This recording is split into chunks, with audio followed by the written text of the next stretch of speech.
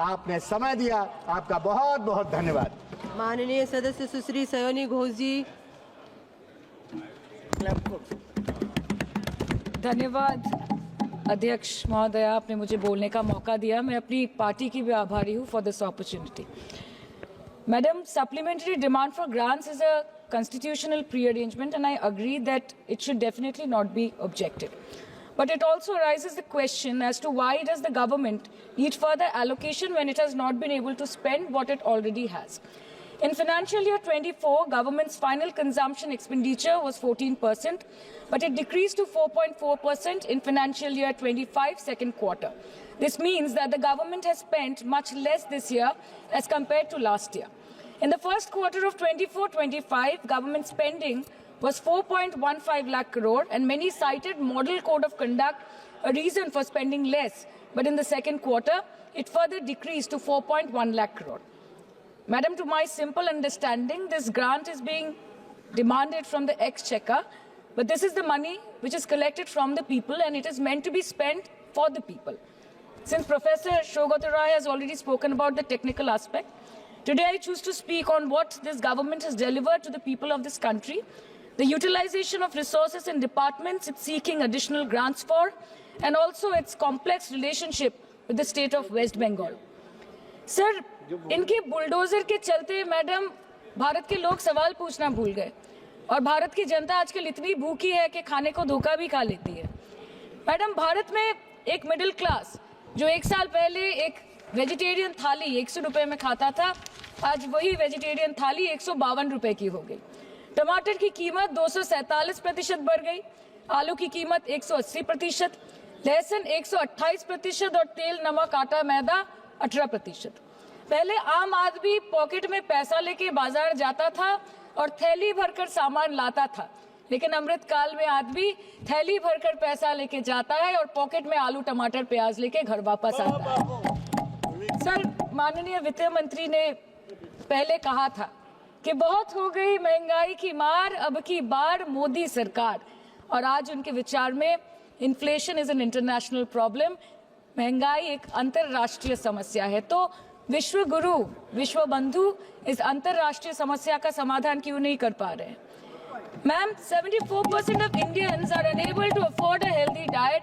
The household savings have plunged to a 50-year low. Around 48% of the households in this country are facing a financial crisis क्योंकि उनका खर्चा उनकी कमाई से ज्यादा है. The economic inequality in India is a 100-year high.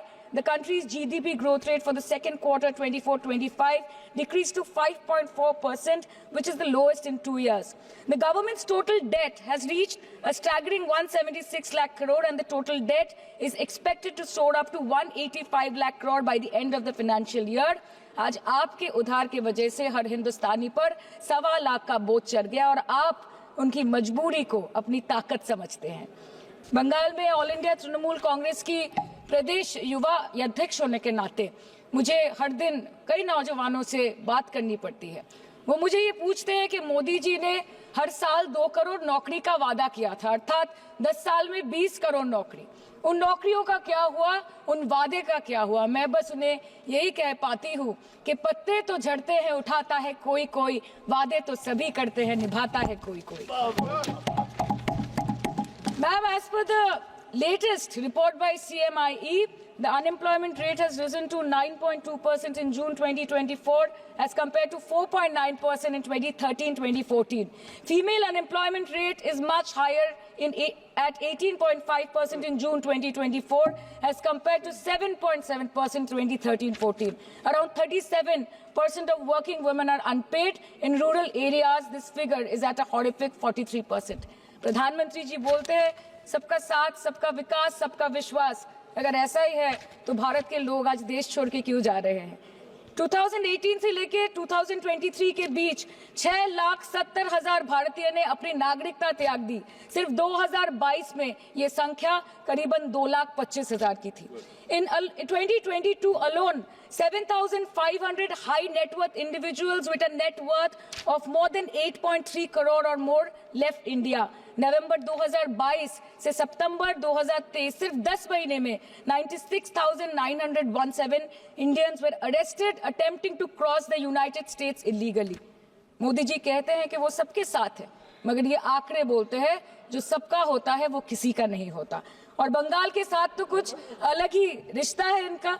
The relationship is that of quid pro को, ठुकरा के मेरा प्यार मेरा इंतकाम देखेगी। मतलब वोट है तो नोट है और वोट नहीं तो नोट नहीं।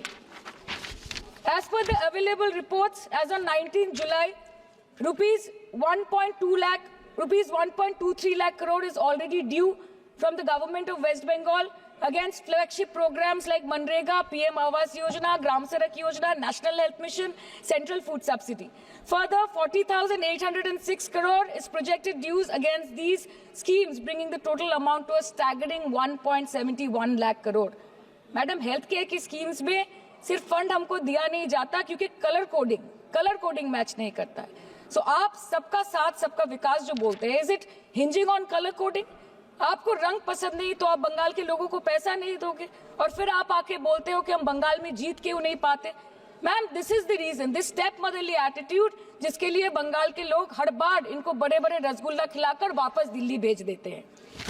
Even after making several attempts to crush our aspirations and our economy, Bengal government stands tall and true towards the commitment towards its people. Bengal में सिर्फ दीदी है तो मुमकिन है। The West Bengal government started transferring money to the bank accounts of 21 lakh people who worked for 100-day scheme without receiving any payments from the central government for Manrega. Even before Ayushman Bharat, in Bengal, Shastra Shati, a cashless scheme was launched, providing treatment cost up to 5 lakh for per person belonging to any strata of the society. आज कलकत्ता के किसी आलिशान private hospital में जहाँ पे एक अमीर आदमी की चिकित्सा होती है, वही बगल वाले बेड में एक गरीब मजदूर, एक गरीब किसान की भी ट्रीटमेंट होती है। यही है ममता बनर्जी का विकास। और आपके अमृत काल में the cost of medical treatment has been doubled in the last 5 years। आप फार्मास्यूटिकल्स की, सर आरजीकर पे बात ना बोले, आपकी सीबीआई पे अभी तक कुछ बोल नहीं पाए। हम लोगों ने जो, हमारी पुलिस ने जो बोला था, they are still sticking to that. So उसके बारे में मत बात करें, ठीक है? आप उत्तर प्रदेश के बारे में बात करें ना sir. Sir, medical inflation is at 14%। Regularly लिए जाने वाले दवाइयों की कीमत 50% बढ़ गई। आप सिविल एविएशन के लिए ग्रांट्स मांग रहे हैं। एक डोमेस्टिक फ्लाइट, उसकी राउंड ट्रिप की टिकट 20 से 30 हजार में बिक रही है। आम आदमी आज हवाई चप्पल पहन के हवाई जहाज नहीं चल रहा, आम आदमी हवाई चप्पल बेच के हवाई जहाज चल रहा है। You are demanding funds for education but conveniently ignoring the fact that 11 lakh children have dropped out of school according to your own data. आज भारत में सिर्फ 47.51% स्कूलों के पास कंप्यूटर की फैसिलिटीज है और उसमें 33% के पास internet connection. In law and justice, you are not been able to provide legal aid to more than 1% of the eligible population. In public enterprises, 5.1 lakh public sector jobs have disappeared in the last 10 years. Railway में करीबन 2.5 lakh post बाकी हैं और उसमें से vacancy है in critical safety categories. नए भारत में आजकल ट्रेन पटरी के ऊपर कम और पटरी के बाहर ज्यादा चलती है।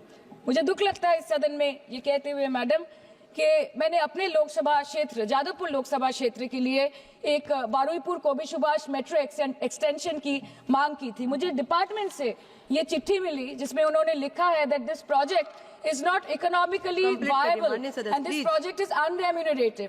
तो आपको अगर सब जगह से पैसा चाहिए तो मुझे ये बात समझ में नहीं आती कि लोग खुद के लिए आपको वोट देते हैं कि आपके फायदे के लिए वोट देते हैं। मैं आपको इतना ही बोलना चाहती हूँ, दिस वाज द रीजन अपने प्रॉफिट के लिए आज इन्होंने सीनियर सिटीजन का कंसेशन भी बंद कर दिया और सीना ठोक के ये बोलते हैं कि 2022-23 अर्थ वर्ष में हमने 15 करोड़ वरिष्ठ नागरिक से 2242 करोड़ कमाए। धन्यवाद माननीय सदस्य। मैं 2 बात और बोल के खत्म कर दूंगी कि लोकसभा पे खर्च करके क्या फायदा मैडम, जब यहाँ पे विपक्ष को बोलने का अधिकार ही ना हो। लोकसभा के लिए भी तो ग्रांट मांगा है ना मैम। और अभी सर बोल रहे थे कि बेटी बचाओ बेटी पढ़ाओ, तो 10 साल पहले मोदी जी ने लॉन्च किया था, लेकिन उसके 80% पैसे सिर्फ पब्लिसिटी और मार्केटिंग और एडवर्टाइजमेंट में खर्च कर दिए। आपके उत्तर प्रदेश, मध्य माननीय प्रदेश, सदस्य राजस्थान श्री में के ना सुधाकर बेटी जी। को पढ़ा पा रहे और ना बेटी को बचा पा रहे।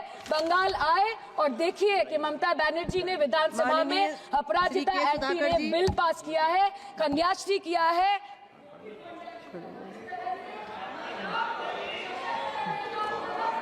Thank you, madam. Thank you, madam.